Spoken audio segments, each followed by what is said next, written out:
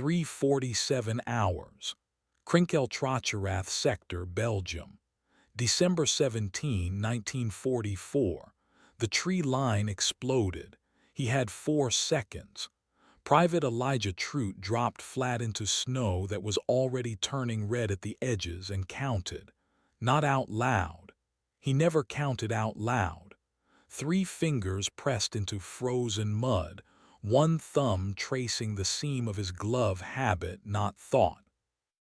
Muzzle flashes strobed through the fog 50 yards out, and the range was wrong. The wind was wrong. Everything about this position was wrong, and there was nobody left to tell him otherwise. His squad leader was dead by the jeep. His radio man was dead in the ditch. The nearest American unit that still had a working line was 1,100 meters east, and 1,100 meters east was German-held ground now. He was alone. Somewhere behind the fog, 5 separate muzzle flashes were converging on a single stretch of frozen road. A road that, in about 90 seconds, an American aid convoy was going to drive straight down, blind, because nobody had radioed them to stop. His hand moved to his chest pocket. Just for a second. Then it dropped away, and he picked up what remained of a rifle that was not supposed to exist. Not an M1 Garand. Not exactly. Something else. Something he had built. He did not know yet if it would work at this range, in this wind, against 5 targets spread across 120 degrees of tree line.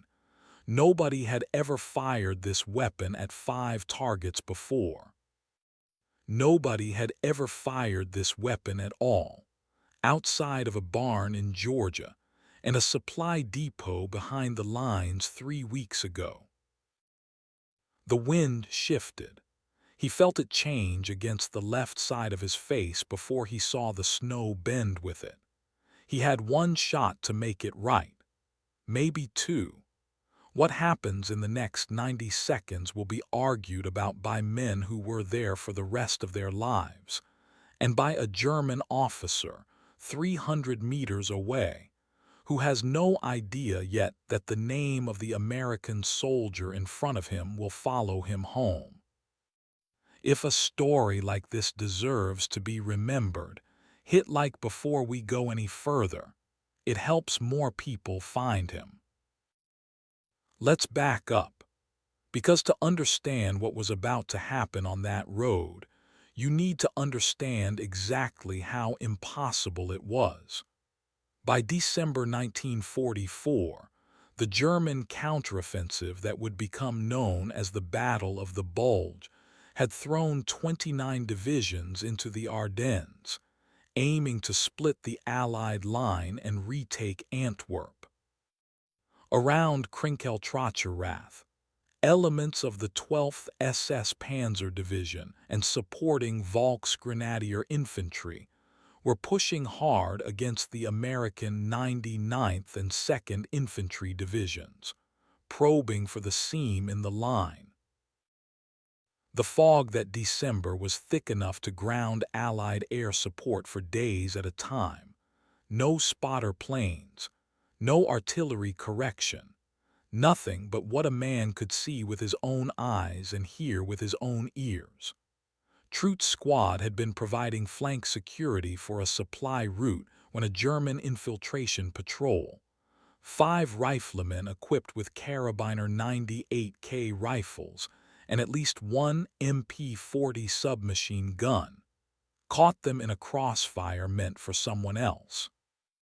In 4 minutes, Trout's squad went from 9 men to 1. 5 armed, trained riflemen, spread across 120 degrees of broken tree line at ranges between 200 and 350 meters, in a crosswind nobody could measure without instruments nobody had. 1 private alone, with a modified rifle no training manual had ever described. Do the math. It doesn't work. It isn't supposed to work. At 3:40 hours, 7 minutes before contact, Trout had requested, not for the first time, that his platoon consider adjusting fire positions based on wind drift calculations he'd worked out using a slide rule he kept in his boot. His platoon sergeant had told him, not gently, that the United States Army did not need a private from Milledgeville, Georgia, teaching veteran NCOs how to shoot. He'd been told this before. He'd stopped expecting a different answer. Enemy POV, OBERSDHEINRICHVOGT, German Forward Command Post, ROCHERATH Sector, 3:30 hours. The report crosses his desk without ceremony. An American position hit, resistance collapsing, patrol proceeding to the supply road. Vogt does not look up from the map. American infantry units break easily in fog. He has seen it a dozen times since the offensive began. He initials the report and reaches for his coffee, already cold. One more crossing point secured before dawn. He tells his adjutant to signal the patrol to continue. It is to him a formality. He does not yet know a name. He has no reason to. By 3:45, the 5-man German patrol had reached firing positions along the tree line overlooking the road, the same road the aid convoy would reach in less than 10 minutes. There was no American unit close enough to intervene. There was no artillery that could be called in blind, in fog, this close to friendly forces. There was no air support. There was one man, on his stomach in the snow, with a weapon that had never been tested under fire. It seemed completely impossible, because it was. Stay with this one, the next part is where you find out who he actually was. Before the war, before the fog, before any of it, Elijah Trout was a 19-year-old from a farming town outside Milledgeville, Georgia, and everybody in that town knew him for one thing. He could fix anything with a trigger on it. His father, Samuel Trout, ran a small gunsmithing and repair shop out of the back of the family's tenant house, one of the only black-owned gun repair operations in the county, kept quiet, kept careful, serving white and black farmers alike because everybody's shotgun broke the same way regardless of who owned it. Elijah grew up in that shop.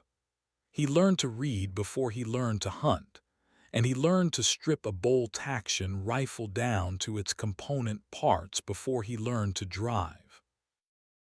The shop smelled like gun oil and cut metal and the particular sweetness of sawdust from the stock blanks his father shaped by hand.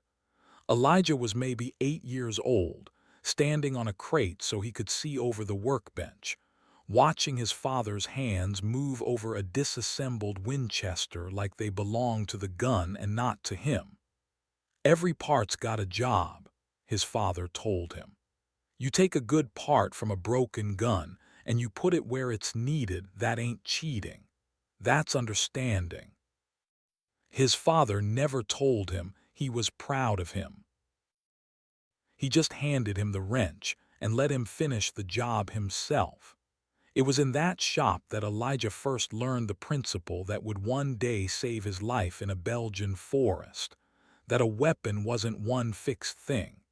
It was a collection of solved problems, and sometimes the best solution to a new problem was a part borrowed from somewhere else. The sensory signature enters the story here, and it enters it quietly. Elijah's mother, Ruth Trout, died of tuberculosis when he was 14. 2 days before she passed, she pressed a small wooden rosary into his palm, one she'd carried since her own confirmation as a girl, the beads worn smooth by 3 decades of handling. "I know you don't pray the way I do," she told him, her voice down to almost nothing. "Just hold on to it. Something of me in your hand when you need it." He kept it in the breast pocket of every shirt he owned from that day forward. He didn't pray with it, not in the way she meant. He just held it, turned it over in his fingers when a decision needed making, gripped it hard enough in the years since that two of the smaller beads had cracked clean through. The racial abuse started earlier than the war, and the war made it worse in a different uniform. Elijah enlisted in 1943 and was assigned, like most black soldiers of the period, to a segregated unit, in his case, an anti-aircraft artillery battalion later attached in a support capacity to elements of the 99th Infantry Division during the Ardennes buildup, a reassignment that put him, unusually, in closer proximity to a white infantry platoon than regulations typically allowed. His technical aptitude with weapons was undeniable.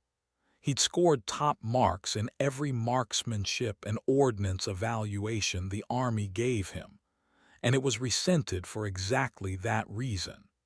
He was called things in that first training camp that he never repeated to his mother in the letters he wrote before she died.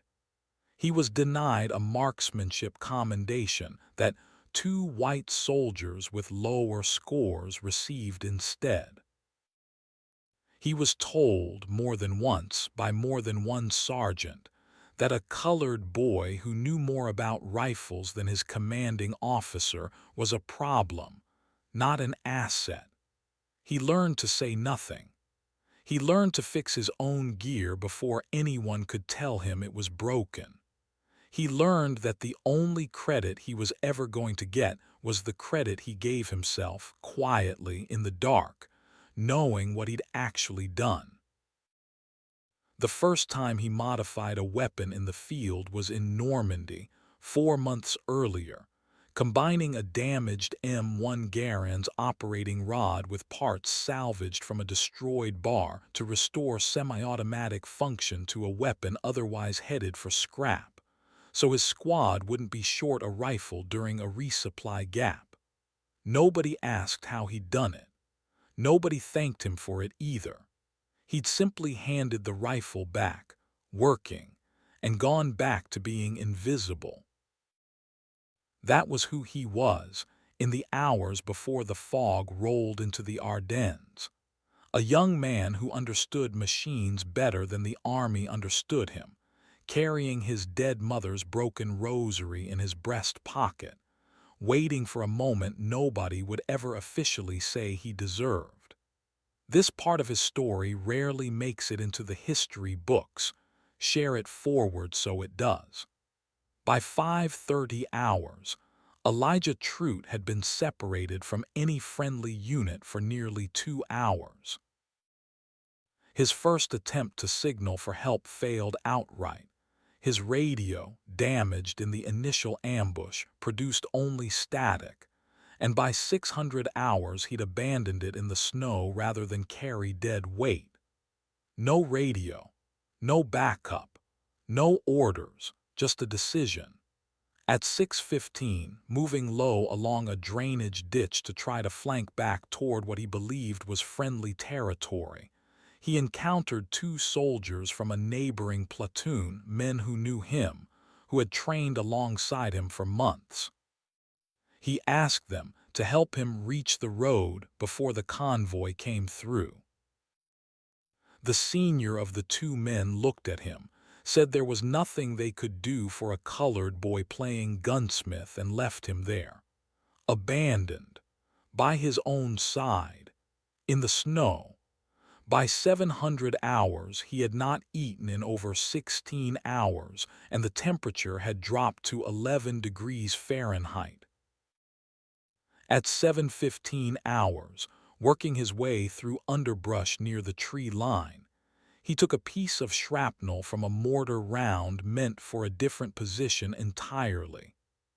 a jagged fragment that tore through the meat of his left forearm, missing the radial artery by less than an inch, but severing enough muscle fiber that 2 fingers on his left hand stopped responding to command. He packed the wound with a torn strip of undershirt and sulfa powder from his aid kit, gritting through it without a sound, because sound was the one thing he could not afford. By 7:30 hours, his left hand wasn't working anymore. Not really. He could grip. He could not feel what he was gripping. Then came the moment that would sit uneasily in this story forever, unresolved because it should. At approximately 7:45 hours, moving toward a position that would let him observe the road, Trout came across a wounded German soldier. No older than 17, a Volksgrenadier private separated from the same patrol that had ambushed his squad, bleeding from a leg wound and unable to walk. The boy begged, in broken English, not to be left. Trout did not kill him. He did not treat him either. He propped the wounded soldier against a fallen tree in a position visible from the German patrol's likely line of advance, a position that would very probably draw their attention and their fire when they came looking for their missing man, and moved on, using the 7 or 8 minutes of confusion this would buy him to close the distance to the road unseen. He never spoke of this to anyone. It does not appear in any after-action report. There was no time that morning for the arithmetic of mercy. There was only the arithmetic of the road and the convoy and the minutes running out. At 800 hours, Trout reached a shallow depression 40 meters from where he'd left his rucksack the night before, the rucksack containing the components of the weapon he had been building, in stolen minutes, for the past 6 weeks. Enemy POV, OBRSTHEINRICHVOGT, Forward Command Post, 805 HOURS. The second report reaches him differently than the first.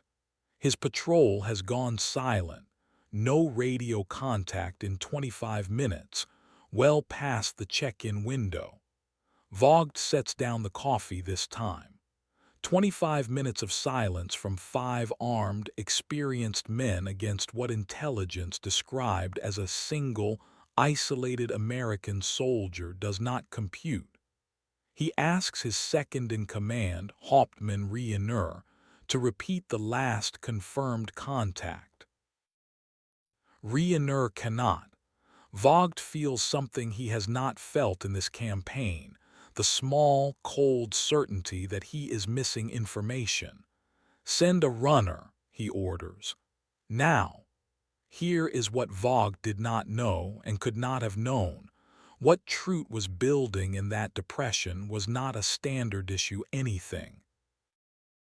It began with the M1 Garand action he'd carried since Normandy, chosen because its semi-automatic gas system gave him rate of fire no bolt-action rifle could match, and because he trusted its reliability in cold and mud more than any other American infantry weapon in the field.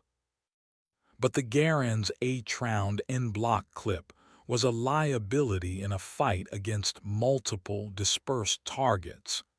It forced a reload at the worst possible moment, and the distinctive metallic ping of an ejected clip announced an empty rifle to anyone listening. So he'd solved that problem the way his father had taught him to solve every problem, by borrowing the answer from somewhere else. Weeks earlier, from a disabled and abandoned German St. G-44 recovered near a destroyed vehicle, he had salvaged the box magazine well and feed mechanism. The same rifle the Germans themselves considered advanced enough to reshape infantry doctrine, capable of accepting a 30-round detachable magazine. Fitting a foreign feed system to a Garand receiver by hand, in the field, using files, a hand-cranked drill and metal shims cut from a ration tin, had taken him the better part of 5 separate nights, working by flashlight under a shelter half, so no one would see the light. The result was a hybrid. The Garand's proven gas-operated reliability and the accuracy of its heavy barrel, married to a modified feed system that let him carry 20 rounds ready to fire without a mid-fight reload, and without the telltale ping.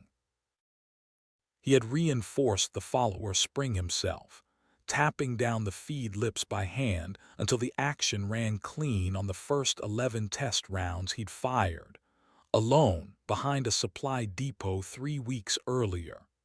His hand, the wounded one, numb from the shrapnel, worked the bolt anyway, because feeling wasn't required for a motion trained into muscle memory 1,000 times over. He reached into his collar with his other hand and felt for the rosary through the fabric of his shirt. He didn't take it out. He never took it out in the field. He just held the shape of it through the cloth, the way he had at his mother's bedside, and something in his chest went quiet and still.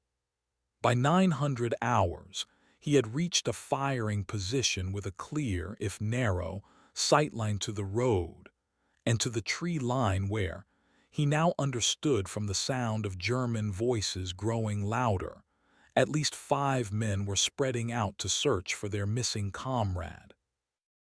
At 9:15, he ran the numbers the way his sergeant had told him nobody needed. Wind from the northwest, roughly 12 miles per hour, gusting. Range to the nearest visible position, 210 meters. Range to the farthest, 340. 120 degrees of spread. Elevation drop of roughly 4 meters across the arc. He did this math with a stub of pencil on the back of a ration wrapper, the way he'd done it 100 times as a boy calculating wind drift for his father's customers' long shots at deer 3 fields away. Except this time the targets shot back. 14 minutes until the convoy reached the kill zone. 1 man, 5 rifles, a wind that wouldn't hold still. He almost didn't do it.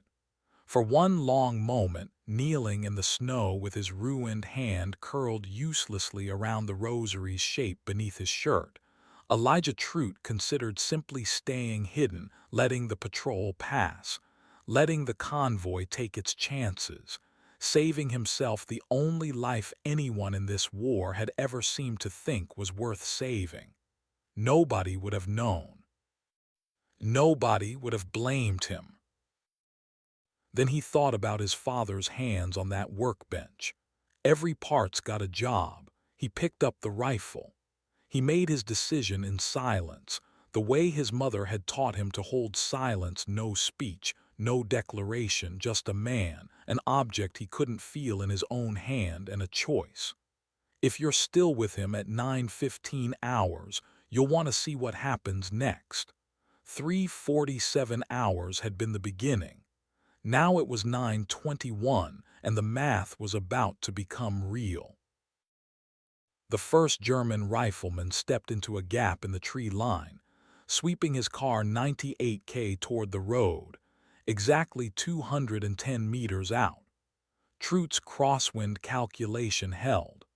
The round took him center mass before he completed his turn. First peak.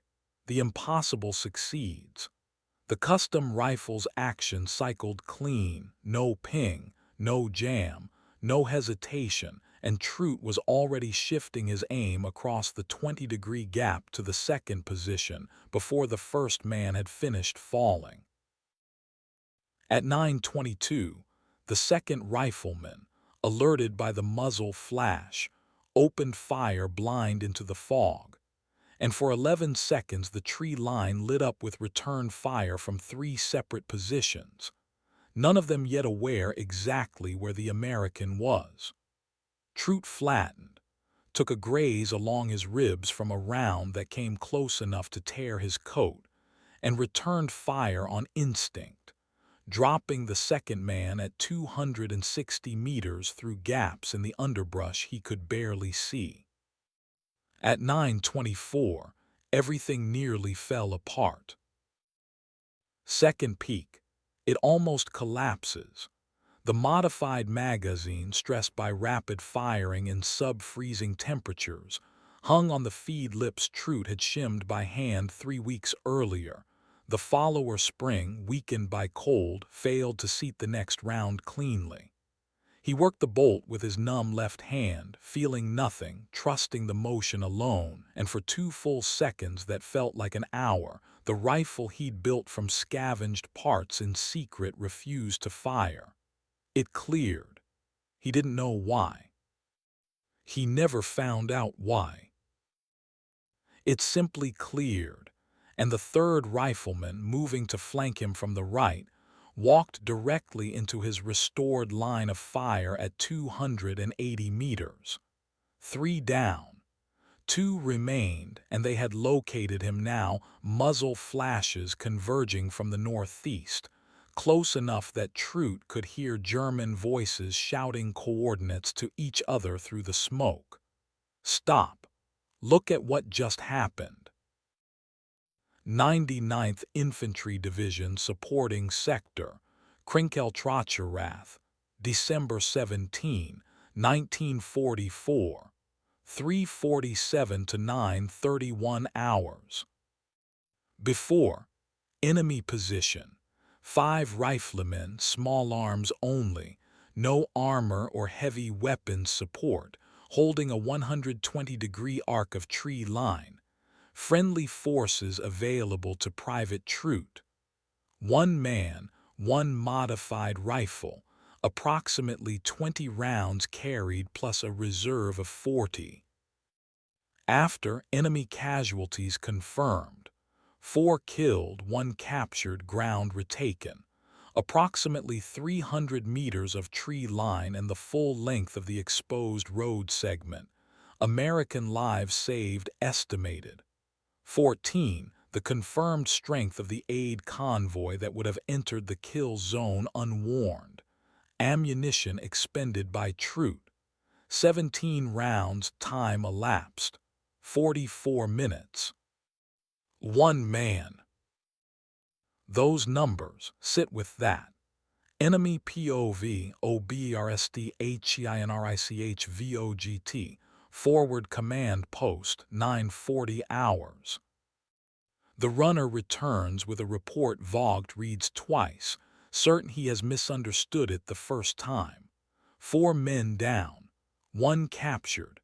A single American rifleman, no support, no artillery, engaging across a 120-degree arc with a weapon the surviving prisoner cannot accurately describe, not a standard rifle, the man keeps saying. It did not sound right. Vogt has fought since Poland. He has never filed a report like this one. He tells Riener to stand down the pursuit. Not out of fear. He will not call it fear, not yet, but because some instinct older than tactics tells him that whatever is on that ridge does not behave like an enemy he can predict. Years later, describing this moment to a war crimes tribunal interviewer who asked him, almost in passing, if anything from the Ardennes still stayed with him, Vogt will say only, "One man made 5 of my best soldiers behave like a single confused animal. I have never understood how." At 9:30, with 2 riflemen remaining and closing to within 150 meters, Elijah Trout reached for the rosary one final time. He drew it out from beneath his collar this time. The only time in the entire engagement he actually held it in his hand rather than felt its shape through cloth and pressed the cracked beads once hard against his palm. Then he moved. Third peak, the final act. Rather than holding position, he broke cover, a decision that violated every principle of defensive fire he'd ever been taught, and closed the distance toward the remaining two riflemen at a dead run through open snow, closing the range so fast and so unexpectedly that neither man adjusted their aim in time.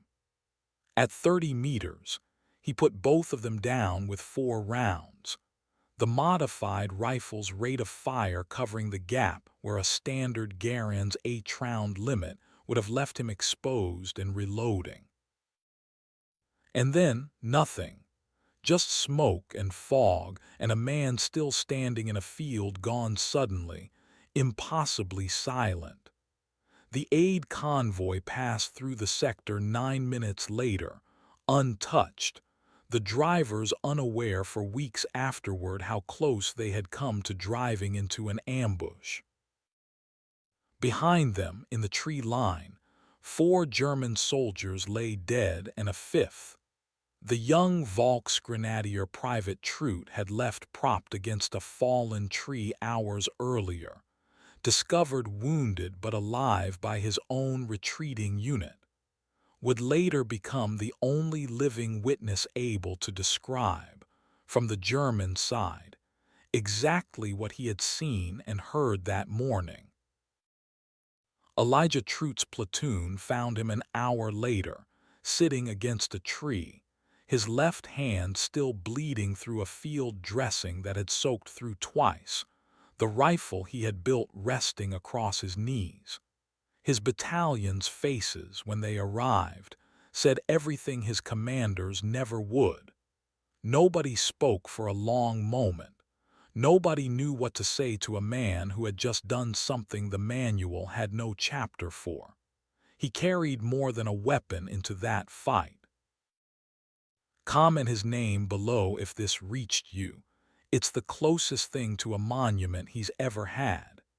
In the days that followed, the tactical value of what Elijah Trout had done was undeniable, even if the army was slow to say so out loud. The road through that sector remained open through the critical first week of the German counteroffensive, allowing continued resupply to American positions holding the shoulder of the developing bulge. His platoon leader's after-action report credited effective small arms defense of the supply route by elements of the attached support unit, a sentence that mentioned no names at all. He was not put forward for the Silver Star his company commander privately believed the action deserved. 2 white soldiers from a neighboring unit, involved in a smaller engagement the same week, received Bronze Stars with far less documented impact. Trout received a standard commendation letter, filed and forgotten, and was returned to his anti-aircraft unit within the month, his weapon confiscated as non-standard modified ordnance and destroyed per regulation, an order given, without apparent irony, by the same command structure that had never once asked him how he'd built it or why it worked. Witness testimony. Anton Weber, former VOLKSGRENADIER private, account given 1947. Weber survived the war and was interviewed as part of a post-war Allied debriefing of former Wehrmacht personnel. He recalled being left, wounded, near a fallen tree by the American soldier who found him, and remembered with specific clarity that the American had paused before walking away, adjusting the angle of Weber's wounded leg so it would be visible from the tree line. He did not have to do that, Weber said. He did not have to leave me anything, but he made sure I would be seen before I would be forgotten. I have thought about that man many times since. The moral weight of that morning, the decision to use a wounded 17-year-old as an unwitting decoy, never appears in any official American record. Trute himself never spoke of it, not in the 2 interviews he gave decades later, not to his own children. It exists now only in Weber's post-war account, and in the private math of a man who, by every indication, understood exactly what he had done and chose to carry it without explanation for the rest of his life. He did not receive formal recognition for the Krinkel-Trocherath engagement during his lifetime.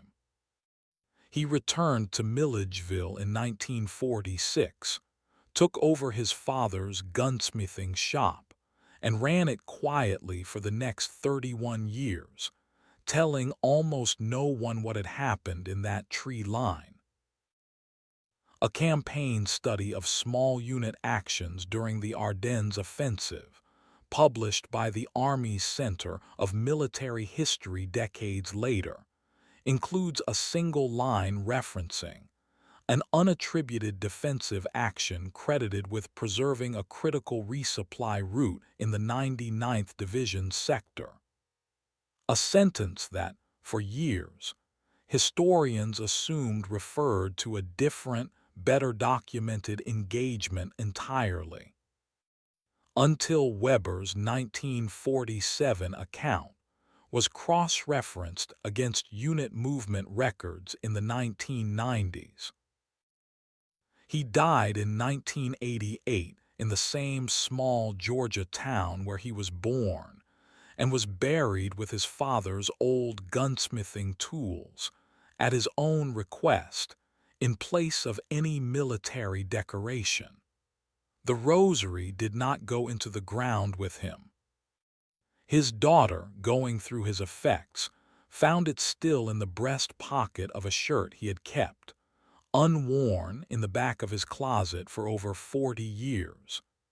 The beads still cracked in the same 2 places they had been cracked since a snowbound morning in Belgium in 1944. It sits today in a small display case in the Georgia gunsmithing shop his family still operates, next to a photograph of the man nobody officially thanked. This is the part of the story most documentaries skip, help keep it from being skipped again. What does a story like this mean today, 80 years removed from the fog and the road and the math nobody wanted to hear? Maybe it means that history is not made only by the men whose names end up on plaques. Maybe it means that the country a man defends does not always defend him back, and that he can know this fully and still choose to stand in the snow anyway. There is one thing the record does not show. 3 days after the engagement, a German patrol 2 kilometers northeast of the road reported finding an unmarked, unidentified German soldier, found dead, alone, with no unit insignia recoverable, and no explanation ever recorded for how he came to be there, far from any documented American position. No American patrol in the sector reported contact with anyone matching his description. No investigation was ever opened. No connection to the Krinkel-Trocherath engagement was ever officially drawn, and nothing links it to Elijah Trute beyond geography and timing. No one has ever asked him about it either. He died in 1988. He never gave an interview that addressed it. Maybe it means nothing, or maybe it means everything. If this story found you, if the name Elijah Trute meant nothing to you an hour ago and now it means something, then leave his name in the comments. Just his name, nothing else. Let's build him a memorial right here in this comment section where history forgot to put one. Subscribe, because there are hundreds more of them, forgotten, waiting, and they deserve to be found.